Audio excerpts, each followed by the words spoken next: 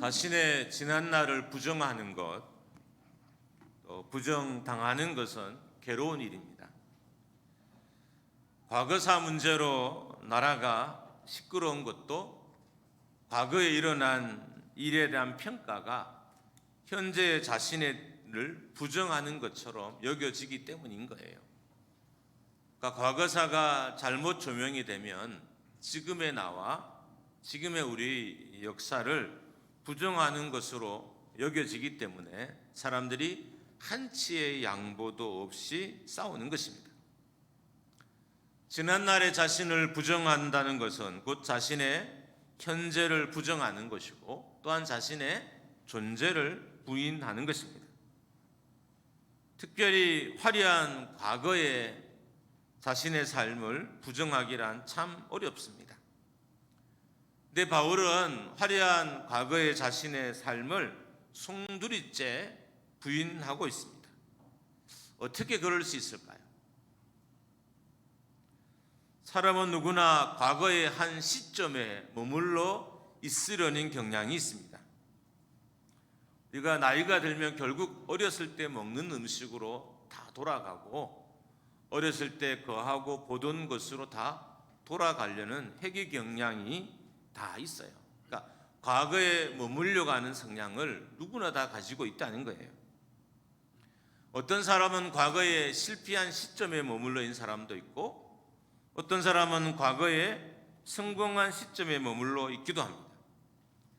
그래도 굳이 어느 게 더 좋냐라고 물으면 실패한 시점보다는 성공한 시점에 머물러 있는 사람이 조금은 더 긍정적일 것입니다. 여러분은 실패한 시점에 머물러 있습니까? 아니면 성공한 시점에 머물러 있습니까? 어떤 역동이 일어나냐에 따라서 조금 다르긴 하지만 실패에도 좋은 역동이 있으면 되게 긍정적인 영향을 미쳐요. 그러나 성공에도 좋지 않은 역동이 있으면 오히려 그것으로 인해서 더 힘들기도 합니다. 그래서 어떤 역동이 일어나냐 차이는 나지만 그냥 거기가 거기긴 해요. 사람들은 실패한 시점에 머물러 있는 것은 그 시점에 의미를 두고 있기 때문입니다. 긍정적이든 부정적이든 간에 실패한 시점을 의미 있게 여기고 거기에 가치를 두고 있기 때문에 그 자리에 머물러 있습니다. 만약에 실패한 시점에 가치를 부여하지 않는다면 우리는 더 이상 그 자리에 머물러 있지 않고 그 자리를 쉽게 박차고 떠날 수 있을 것입니다. 물론 실패 때에 그가 경험한 감정이 우리를 실패 자리에 묶어 놓을 수도 있습니다. 그렇다면 사람들이 언제 이 실패한 자리를 박차고 일어나서 떠날까요? 그것은 실패한 자리를 떠나는 것이 내 인생에 훨씬 더 가치 있는 일이라는 것을 발견하게 될 때, 실패를 떠나는 것이 더 큰 유익이 있다는 것을 처절하게 철저하게 깨닫게 될 때 실패를 떠나게 됩니다. 많은 사람들은 실패에 묶여서 살아가요. 근데 우리가 한두 번 실패한 게 아니잖아요. 여러 번 실패하다 보니까 과거의 많은 시점에 내가 묶여서 과거를 떠나지 못한 채 과거로 현재를 사는 사람들이 많이 있습니다. 물론 강압적으로 과거에 실패한 시점을 강제적으로 떠나야 될 시점이 있기도 있어요. 그렇지만 대부분의 사람들은 훨씬 더 과거를 버리는 것이 실패한 자리를 떠나는 것이 좋다고 여길 때 과감하게 과거를 또 실패한 자리를 버리게 됩니다. 바울은 예수 그리스도를 만나고 난 후 큰 가치관의 변화를 겪었습니다. 유익하던 것들이 갑자기 유익하지 않게 보여지기 시작했어요. 여러분, 예수를 만나고 겪게 되는 변화라는 것은 우리가 이렇게 A는 B다, 이런 1 더하기 1은 2다라고 이렇게 쉽게 설명하기 되게 어려워요. 예수를 영접했는데 갑자기 좋아하던 것이 싫어지기 시작했어요. 예수를 믿기 시작했는데 이전에 즐기던 것이 혐오스러워지기 시작해요. 이런 변화들이 갑작스럽게 일어나서 뭔가 설명하기는 어려워요. 사도 바울도 마찬가지였어요. 예수 그리스도를 만나고 나니까 갑작스런 가치관의 변화가 일어난 거예요. 자기가 변화를 일으키려고 한 것도 아니었어요. 그 사도 바울의 과거의 삶이 화려하지 않은 것도 아니었어요. 성공한 삶이었어요. 그런데도 갑작스러운 가치관의 변화가 일어났고 자기가 유익하게 여기던 모든 것들이 유익하지 않게 보이기 시작했습니다. 단순히 유익하지 않은 정도가 아니라 오늘 본문에 보면 해로운 것으로 여겨졌어요. 더 나은 가치를 만나게 되면 이전에 가치 있게 여기던 것들이 가치 없게 보이기 시작합니다. 왜냐하면 새로운 가치관이 그 사람의 삶의 또 인격의 중심에 또 판단과 생각의 중심에 자리 잡았기 때문입니다. 바울을 변화시킨 것은 그가 만난 예수 그리스도였어요. 예수를 만나고 난 이후에 설명할 수 없을 정도로 자기가 좋아하던 것들이 싫어하게 됐고 자기가 자랑스러웠던 것들이 어느 순간 혐오스럽게 느끼기 시작했고 자기의 모든 과거가 손해처럼 보이기 시작했던 것입니다. 7절 말씀을 표준 세번역으로 한번 보겠습니다. 우리 같이 한번 읽어봅니다. 시작. 나는 내게 이로웠던 것은 무엇이든지 그리스도 때문에 해로운 것으로 여기게 되었습니다. 조금 오늘 이 7절 말씀을 우리가 조금 살펴봐야 돼요. 여기서 해로운 것으로 여겼다 할 때 이 해라는 단어는 헬라어로 제미아라는 단어입니다. 이 제미아는 악령이 들린 사람, 난폭한 사람을 뜻하는 다마조와 어간이 비슷해요.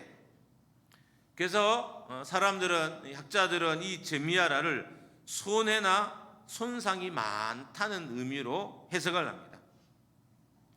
이런 의미죠. 예수 그리스도를 알기 전에 자신의 삶을 예수 그리스도를 만난 지금과 비교하면 모든 것이 다 손해였다는 거예요. 손해였다는 거예요. 자기의 과거의 모든 삶이 다 손실이었다고 바울이 말하고 있는 것입니다. 이런 거죠. 어떤 측면에서 봐도 다 손해였다는 거예요. 예수 믿기 전에 자신의 삶은 어디로 봐도 어떻게 봐도 다 손해였고 손해 정도가 아니라 특별히 심각한 손해였다는 거예요. 예수 믿기 전의 삶과 예수 믿고 난 후의 삶의 손익을 계산하면 예수 믿기 전의 삶의 모든 것이 다 심각한 손해였다고 고백합니다. 그런데 바울은 예수 그리스도를 만나기 이전에 이런 것에 가치를 두고 살았습니다. 예수 그리스도를 만나고 나니까 자신의 인생에 이런 것들이 이전 것들이 얼마나 손해를 끼치는 것들인지 깨닫게 됐어요. 그가 배운 학문들부터 사회적인 지위 또 인간관계 이 모든 것들이 그의 신분까지도 자기에게 손해를 끼치는 것을 깨닫게 되었다는 거예요. 믿기 전에 자신이 가치 있게 여기고 따라다니고 추구하던 것들이 자신의 인생에 있어서 얼마나 해로운 것인지를 깨닫게 된 것입니다. 그래서 버린 거예요. 앞에서도 말씀드렸잖아요. 더 나은 가치, 더 확실한 가치를 버리면 사람들은 과거의 어떤 시점이든 실패든 버리게 돼 있어요. 그러니까 예수를 만나고 난 후에 바울은 과거를 송두리째 버린 거예요. 자기의 과거를 살펴봤더니 어디로 봐도 어떻게 봐도 다 손해였다는 거예요. 하나도 이익이 없었다는 거예요. 예수 믿기 전에는 모든 게 이익처럼 보였고 유익한 것처럼 보였고 자기에게 필수 불가결한 것처럼 보였지만 예수를 믿고 나니까 어떤 구석으로 봐도 다 손해였다는 거예요. 그래서 과감하게 과거를 버릴 수 있었다고 고백한 것입니다. 단순히 유익이 없는 정도가 아니라 자신의 삶에 적극적으로 해를 끼친다는 것을 깨달았어요. 예수를 만나고 나니까 자기의 과거의 삶이 그냥 유익 없는 정도가 아니라 자기의 삶을 심각하게 훼손하고 자기의 현재를 심각하게 괴롭히고 힘들게 하는 것이었던 걸 다 깨닫게 된 거예요. 그래서 버릴 수 있게 됐던 것입니다. 특별히 바울은 예수 믿기 전에 자신의 삶을 악령에 들린 삶이었다라고 고백한 거예요. 악령에 들린 듯 했다는 거예요. 자신의 과거의 행동과 말과 그 행실을 보면, 그가 결정했던 것을 보면 악령에 걸린 것과 비슷한 삶을 살았다는 거예요. 악령에 걸렸다는 의미는 아니지만 그와 비슷했다는 거예요. 그래서 버릴 수 있었다는 거예요. 돌아봤더니 자기의 이전의 삶들은 마치 귀신에 홀린 것 같은 그런 삶이었기 때문에 그가 쉽게 버릴 수 있었던 것입니다. 예수 믿기 전에 바울은 그리스도인들을 박해할 뿐만 아니라 심지어 아무런 양심의 가책도 없이 그리스도인을 죽인 일에 가담했습니다. 여러분, 아무리 좋은 일이라도 사람을 죽인 일을 한다면 한 번은 돌아봐야 돼요. 생각해 보십시오. 성경 어디에 사람을 죽이라는 말이 있나요? 과거 구약에 율법에 대한 그런 말들이 있어요. 그러나 지금 현재 사는 우리가 적용하고 또 적용해야 될 말씀 중에는 그런 말씀들이 없어요. 그래서 행여나 아무리 좋은 취지로, 아무리 정말 좋은 생각으로 사람을 죽였다 할지라도 고민해 봐야 돼요. 근데 바울은 고민이 안 된 거예요. 사람을 죽인 일에 자기가 동참한 것이 고민이 되지 않았습니다. 양심의 가책은 전혀 없었고 오히려 그 일을 떳떳하게 여겼다고 했습니다. 당연하게 여겼습니다. 그래서 그렇게 돌아보니 이런 자신의 모습이 마치 악령에 쓰인 것과 같았다는 거예요. 자신의 과거가 돌아보니 그렇게 사람을 죽인 일을 쉽게 생각하고 그 일에 쉽게 자기의 의지를 표현한 것을 봤을 때 자기는 반드시 악령에 걸린 삶을 살고 있었다, 이렇게 고백하는 것입니다. 사도행전 8장 1절 전반절에 보면 사울은 그가 죽임을 당함을 마땅히 여기다라 라고 했어요. 여기서 마땅이라는 단어가 어떤 거냐면 기쁘게 여기고 즐거워했다는 거예요. 만족해하고 박수를 쳤다는 거예요. 스데반이 죽는 것을 박수 쳤다는 거예요.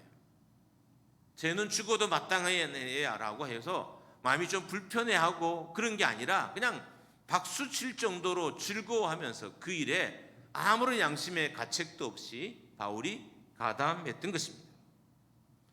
이랬던 바울이 완전히 변했습니다. 왜 그랬을까요?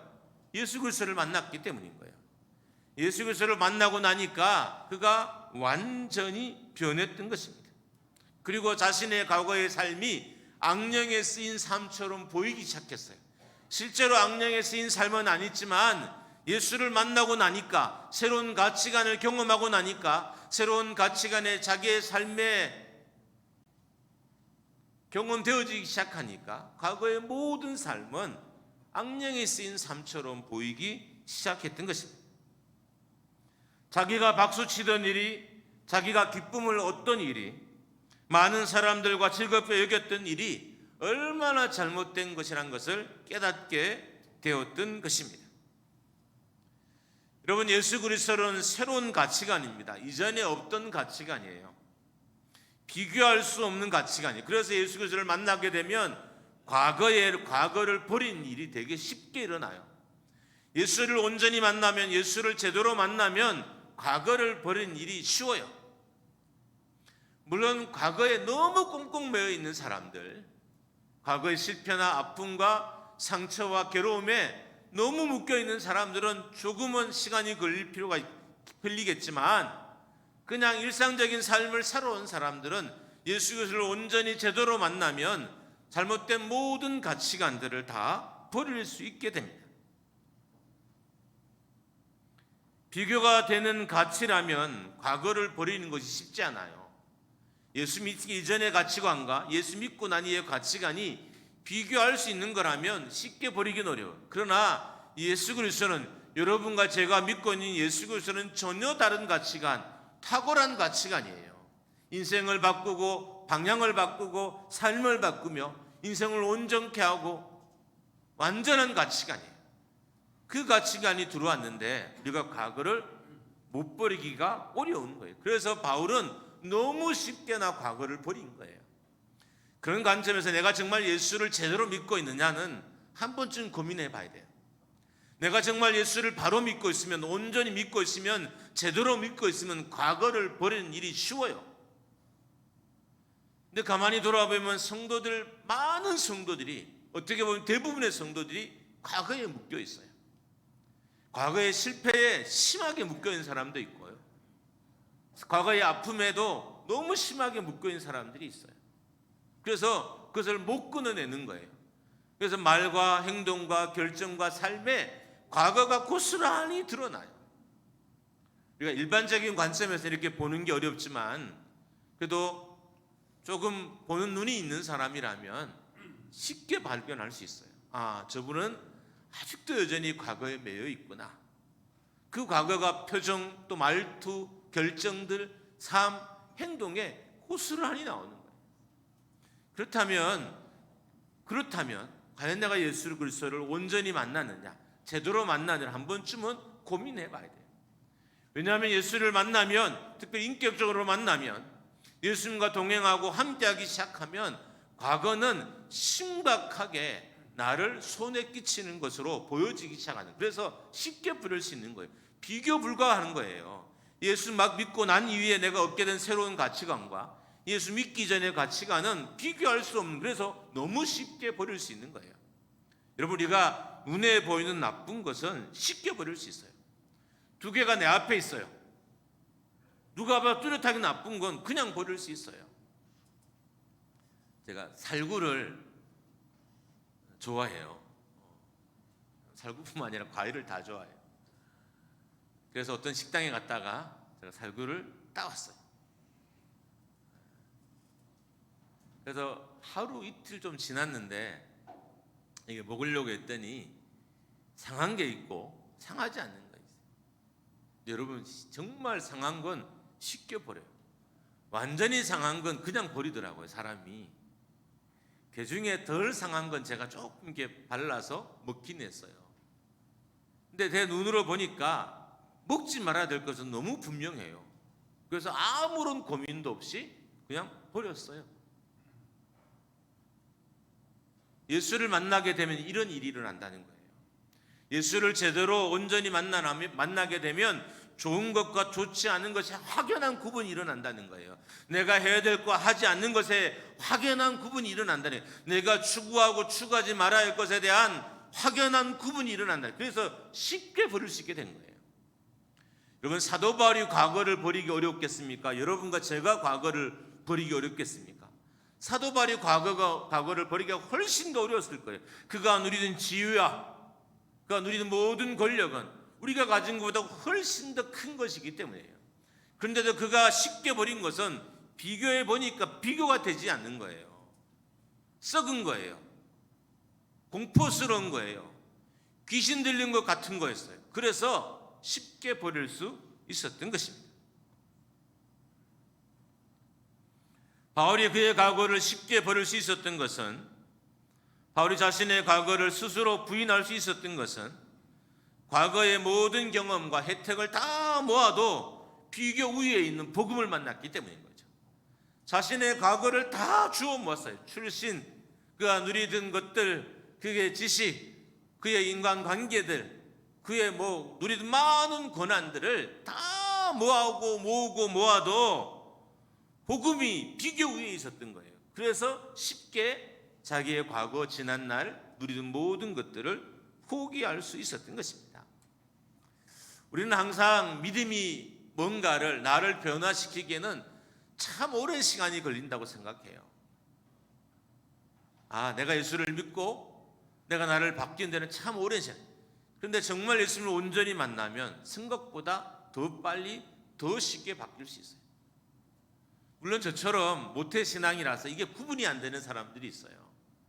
어렸을 때부터 교회를 다니고 습관적으로 다녀서 잘 구분되지 않는 사람은 좀 어려움이 있겠지만, 예수 믿기 전과 믿은 후가 확연히 구분되는 사람들은 너무 이 비교 위에 있는 것들을 발견할 수 있는, 그래서 쉽게 버릴 수 있게 되는 것입니다. 가치관이 가치 있는 가치관으로 바뀌게 되면 그때부터 가치 있는 인생을 살 수 있어요. 말이 막 꼬였죠. 가치관이 가치 있는 가치관으로 바뀌게 되면 그때부터 가치 있는 생을 살 수 있어요. 여러분, 우리가 내 삶이, 사람들은 의미를 느낄 때 행복을 해요.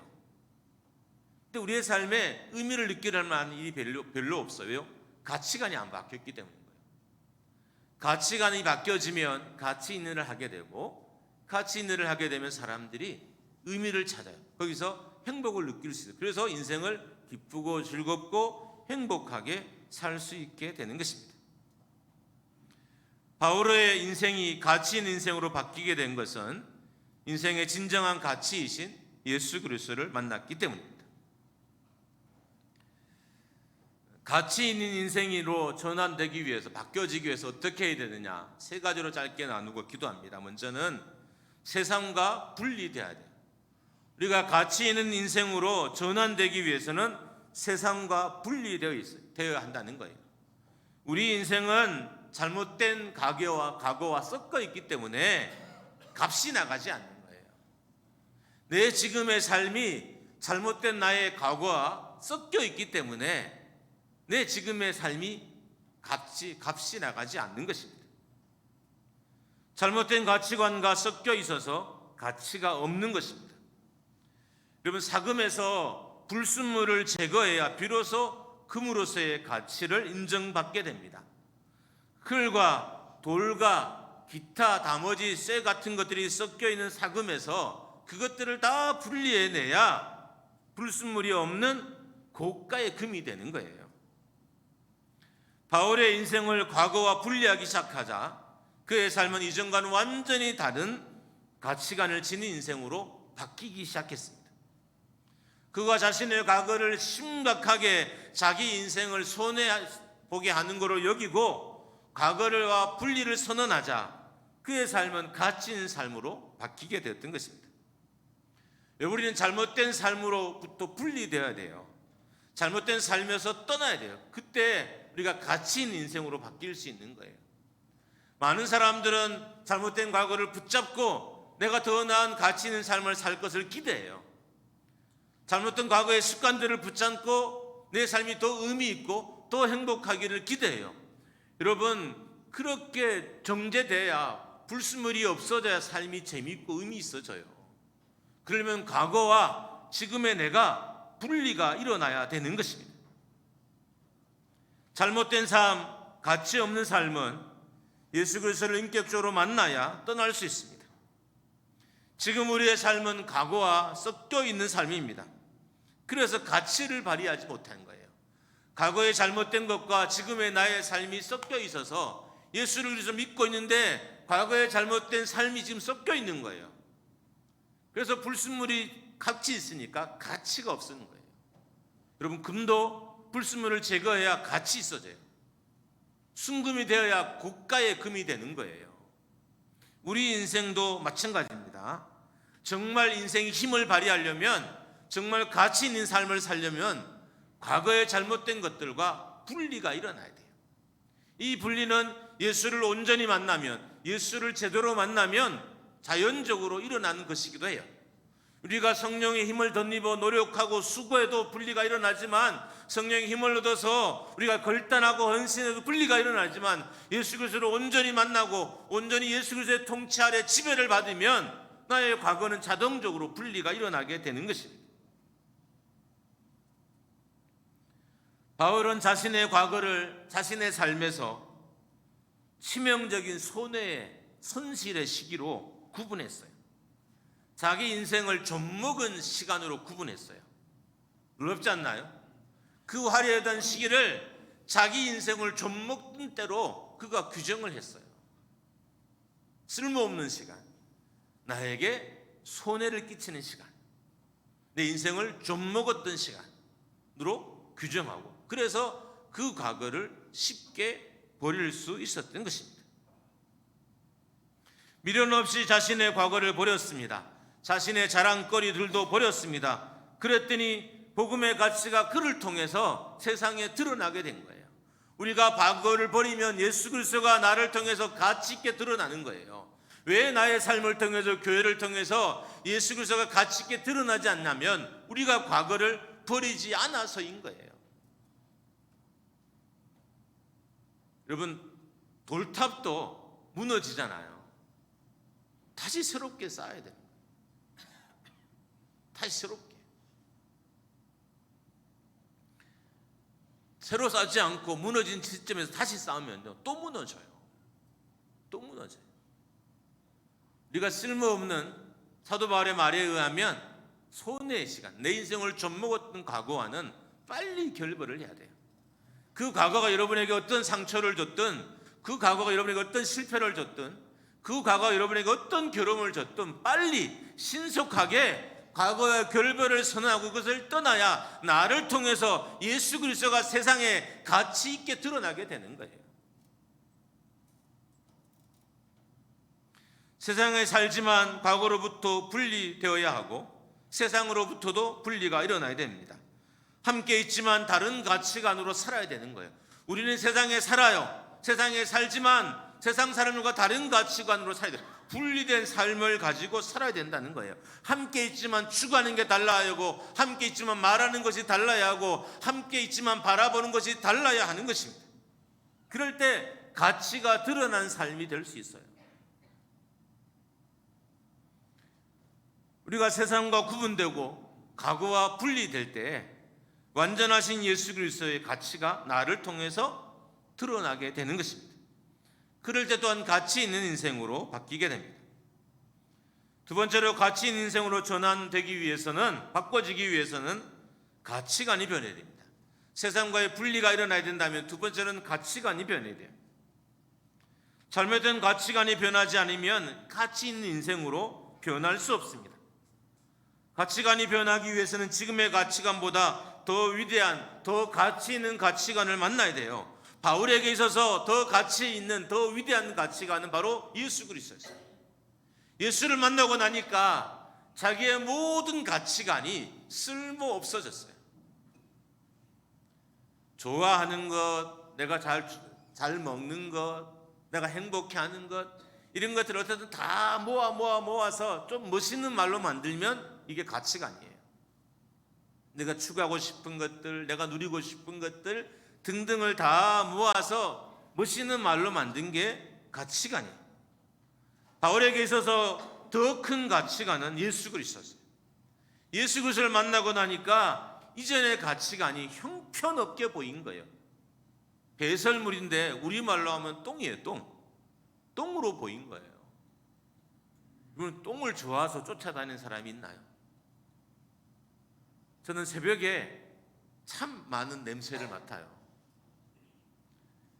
13년째 맡았는데도 싫어요. 여전히 막 코를 막고 그래서 코를 막고 치우고 물을 뿌리고 이런 일들이 가끔씩 있어요. 다메섹 도상에 만난 예수 그리스도가 그를 송두리째 바꿔 놓았기 때문에 사도 바울이 새로운 가치관으로 살 수 있었던 것입니다. 예수를 만나고 나니까 지난 날이 아무것도 아니었던 거예요. 똥이었던 거예요. 똥. 내 친구는 똥 이야기 하다가 부목사 할 때 잘린 적이 있었어요.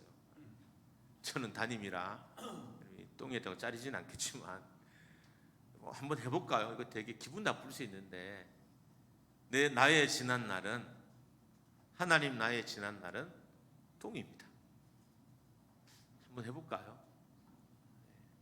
약간 센 단어들이 오래 기억에 남으니까 일주일 동안 기억하시라고 한번 해보겠습니다. 하나님 나의 지난 날은 똥이었습니다. 할렐루야.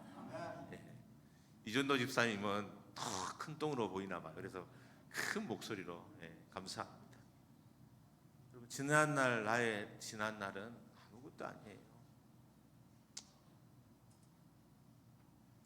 이제 좀 버렸으면 좋겠습니다. 할렐루야. 그럼 교회가 새로워져. 좋은 교회는 과거에 매이지 않는 교회예요. 좋은 성도는 과거에 매이지 않는 성도예요. 과거를 좀 버렸으면 좋겠습니다. 예수 그리스도를 우리의 삶에 자리 잡게 하려면 먼저 나를 비워야 돼요.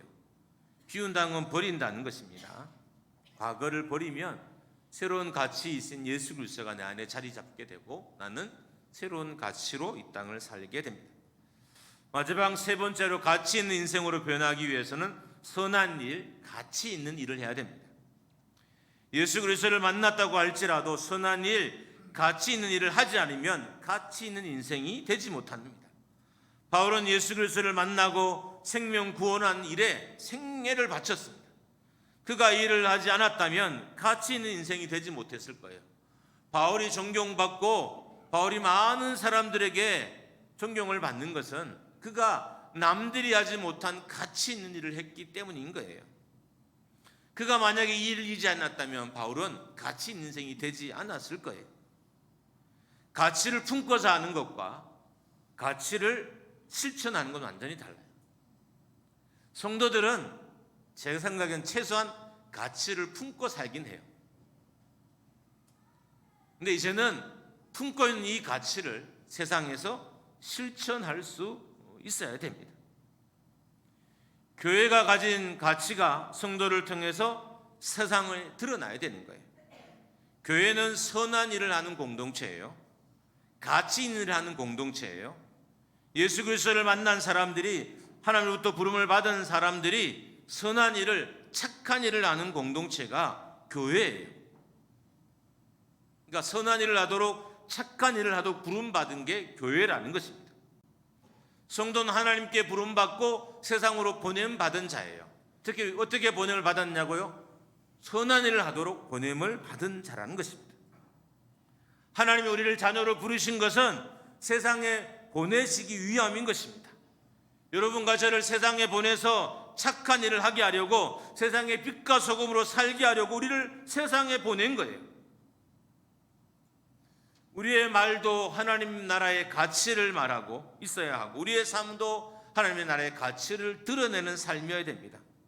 그렇게 부름을 받고 그렇게 보냄을 받은 게 우리입니다. 성경 몇 곳을 살펴보면 이 일이 더욱 명확하게 드러나요. 사도행전 10장에는 예수님께서 이 땅에 하신 모든 일들을 착한 일로 규명해놨어요. 예수님이 착한 일을 하려고 이 땅에 오셨다는 거예요. 빌립보서 1장에서는 예수 그리스도께서 우리에게 행하신, 여러분과 저에게 행하신 모든 일을 또 착한 일이라고 써놨어요. 바울은 갈라디아 6장에서 모든 이들에게 착한 일을 하라고 권면하고 있어요. 예수를 믿든 예수를 믿지 않든 모든 이들에게 착한 일을 하라라고 권면하고 있습니다. 그러니까 하나님이 우리를 이 착한 일을 하게 하려고 우리를 부르셨다니, 자녀로 부르셨다니, 택하셨다는 거예요. 고린도후서 9장에는 착한 일을 넘치게 하게 하시기 위해서 우리를 은혜를 부어주셨다는 거예요. 여러분 인생에 은혜가 부어지면 하나님이 착한 일을 하게 하시려고 은혜를 부은 거예요. 성령을 통해서 우리를 은혜를 경험하게 하신 것, 하나님 우리에게 물질의 부여함을 주신 것, 세상의 권력을 주신 것, 이 모든 것은 착한 일을 넘치게 하려고 우리에게 주신 거예요. 하나님이 주신 것들은 착한 일을 하기 위함이다. 이 사실이 우리 마음에 새김이 있어야 돼요. 우리는 내가 누리고 부유하게 하기 위해서 하나님 나를 부유케 하셨다. 전혀 틀린 말은 아니지만 대부분은 틀렸어요. 착한 일을 하게 하시려고 나에게 은혜를 주신 거죠. 부유함을 주신 거죠. 우리가 세상에서 착한 일을, 선한 일을 할 때 하나님 나라의 가치가 드러나게 됩니다.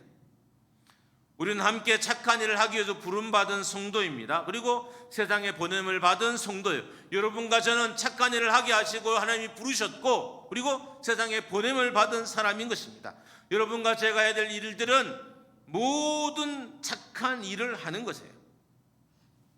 전도하는 일뿐만 아니라 후원하는 것도 착한 일이고, 기도하는 일뿐만 아니라 봉사하고 가르치는 일도 착한 일인 거예요.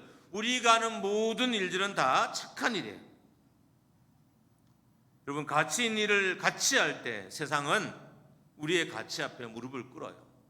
왜 세상이 우리의 가치를 존경하지 않을까요? 우리가 이 가치 있는 일을 함께 하지 않기 때문인 거예요. 그러니까 교회는 가치 있는 일, 착한 일을 함께 하도록 부름받은 공동체인 것입니다.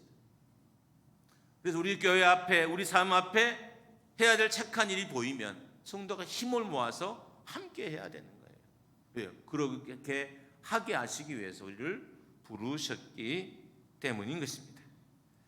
여러분, 오늘 설교 제목이 가치와 가치 있는 일을 함께 합시다. 이게 말씀의 결론입니다. 함께 우리 좀 외쳐봤으면 좋겠습니다. 가치 있는 일을 같이 합시다. 할렐루야. 우리 이걸 위해 부르셨어요. 그리고 파송하셨습니다. 함께 찬양하겠습니다.